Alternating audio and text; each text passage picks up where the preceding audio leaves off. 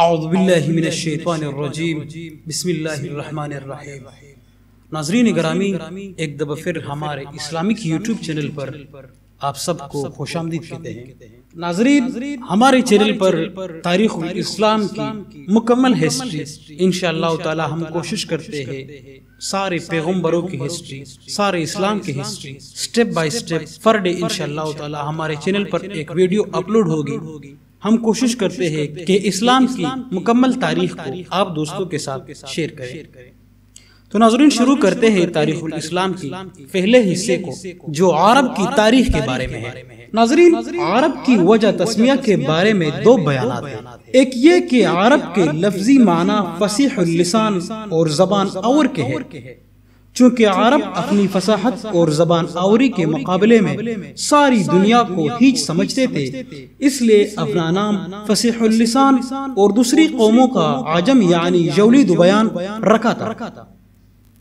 ناظرین، دوسرا یہ کہ عرب مشتق ہے عرب سے، جس کے معنی ہے دشت و صحرا کے، چونکہ عرب کا بڑا حصہ دشت و صحرا پر مشتمل تھا، اس لیے سارے ملک کو عرب کہنے لگا۔ ناظرین، جغرافیائی شکل کے اعتبار سے عرب جزیرہ نما ہے، جس کے 3 اطراف پانی اور 1 سمت خشکی ہے۔ مغرب میں بحر قلزم، ابنائے سویز اور بحر روم ہے۔ مشرق میں بحر ہند، خلیج فارس اور بحر عمان، جنوب میں بحر ہند، شمال کے حدود میں بہت مختلف ہے۔ بعض جغرافیائی دان شام تک اس کے حدود کو وسعت دیتے ہیں۔ ناظرین، عرب کی اب تک باقاعدہ پیمائش اور مردم شماری نہیں ہوئی ہے، لیکن تخمینی رقبہ 12 لاکھ مربع میل ہے، جو جرمنی اور فرانس سے چگنا ہے، اور آبادی 1 کروڑ کے قریب ہے۔ ناظرین، عرب ملک کا بڑا حصہ ریگستان اور صحرا پر مشتمل ہے۔ ملک بھر میں پہاڑوں کا سلسلہ پھیلا ہوا ہے۔ عراق، یمن اور شام کے خطے شاداب اور سرخیز ہے۔ محلی حقوق کے اعتبار سے ہر مقام کی آب و ہوا جدا جدا ہے، لیکن عموماً گرم اور خشک ہے۔ ناظرین، اگر تاریخ قدیم کو دیکھیں تو عرب لسانی تقسیم کے اعتبار سے سامی ہے۔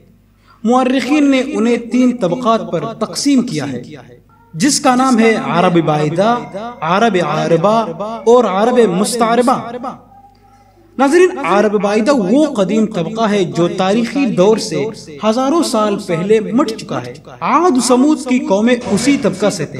اشعار عرب اور بعض الہامی صحیفوں کے علاوہ کسی تاریخ سے ان کے حالات کا پتہ نہیں چلتا۔ ناظرین، عرب عاربہ کی جو قحطانی کہلاتے ہیں تاریخ موجود ہے۔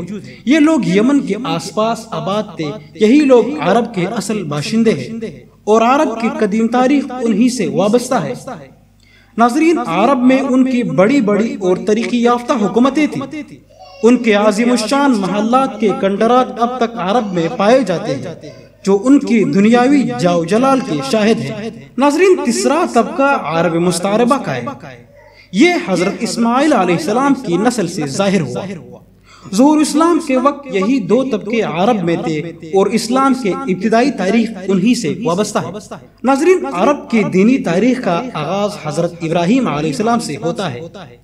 حضرت ابراہیم علیہ السلام سے پہلے سارے عالم میں گمراہی اور ضلالت چھائی ہوئی تھی۔ روئے زمین پر ایک قوم بھی خالص خدائے واحد کی پرستش کرنے والی نہ تھی۔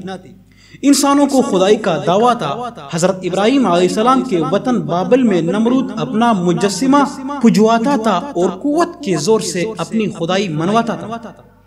اس تیر و تار دور میں اللہ تعالیٰ جل جلالہ نے حضرت ابراہیم علیہ السلام کو نور ہدایت دے کر بھیجا، مگر اس عام تاریکی میں کوئی نگاہ اس نور کو نہ پہچان سکی، اور ہر طرف سے حضرت ابراہیم علیہ السلام کی مخالفت ہوئی۔ نمرود نے آپ علیہ السلام کو آگ میں ڈلوایا۔ اوضاع خاص نے مخالفت کی باپ دشمن بن گیا، اس لیے آپ علیہ السلام نے ترک وطن کر کے مصر چلے گئے۔ رقیون فرمان روائے مصر نے ناموس پر حملہ کرنا چاہا، لیکن پھر ان کی نگاہوں سے باطل کا حجاب اٹھ گیا اور حضرت ابراہیم علیہ السلام کو نہایت عزت و احترام کے ساتھ ٹھہرایا اور رخصت کرتے وقت اپنی لڑکی ہاجرہ کو آپ علیہ السلام کے ساتھ بیعت دی۔ ناظرین، حضرت ابراہیم علیہ السلام کی پہلی بیوی سارہ رضی اللہ تعالیٰ عنہا تھی۔ ان کے بطن سے حضرت اسحاق علیہ السلام پیدا ہوئے اور ہاجرہ رضی اللہ تعالیٰ عنہا کے شکم سے حضرت اسماعیل علیہ السلام پیدا ہوئے۔ ناظرین، حضرت سارہ وہ پہلی بیوی تھی، اس لیے وہ ہاجرہ اور ان کی اولاد کو اچھی نظر سے نہیں دیکھی اور ماں بیٹے دونوں ان کی نگاہ میں کٹکتے تھے۔ چنانچہ ابھی حضرت اسماعیل علیہ السلام بچہ ہی تھے کہ سارہ رضی اللہ تعالیٰ عنہا نے حضرت ابراہیم علیہ السلام کو مجبور کیا کہ وہ دونوں ان کی نگاہ سے دور کر دیں۔ اس لیے آپ علیہ السلام نے ہاجرہ رضی اللہ تعالیٰ عنہا کو اور حضرت اسماعیل علیہ السلام کو لے جا کر عرب میں آباد کیا۔ ناظرین، یہ تھی عرب کی تاریخ، اور انشاءاللہ تعالی ہم کوشش کرتے ہیں کہ سٹیپ بائی سٹیپ انشاءاللہ تعالی ڈیلی ہم ایک ویڈیو اپلوڈ کرتے ہیں تاریخ الاسلام کے بارے میں۔ فی الحال اپنے اس گناہگار بندے کو دعاؤں میں ضرور یاد رکھنا۔ اللہ حافظ۔